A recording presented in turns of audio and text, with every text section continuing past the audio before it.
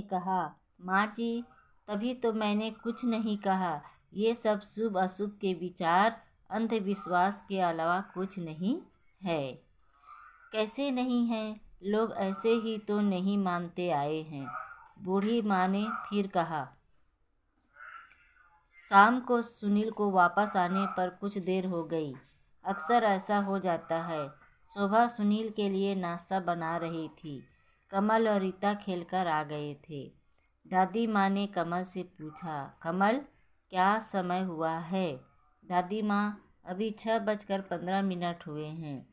रोज़ तो सुनील 6 बजे आ जाता था, आज अभी तक नहीं आया। दादी माँ ने कहा, पापा आते ही होंगे, कहकर कमल पढ़ने के लिए चला गया। लेकिन बूढ़ी माँ को चैन कहाँ था। वे बोली, मेरी तो कोई सुनता ही नहीं। सब लोग इस घर में अपनी अपनी चलाते हैं। कितनी बार कहा कि शुभ अशुभ का विचार कर लिया करो। थोड़ी देर में सुनील लौटा।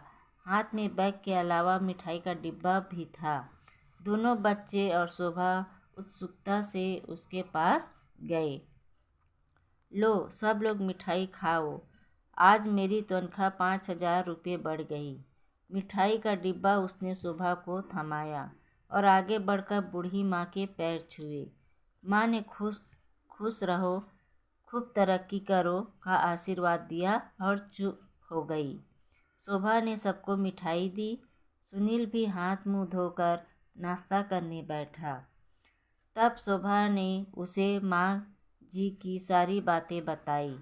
कमल और रीता दोनों हंसने लगे कि छींक तो आज शुभ शकुन बन गई।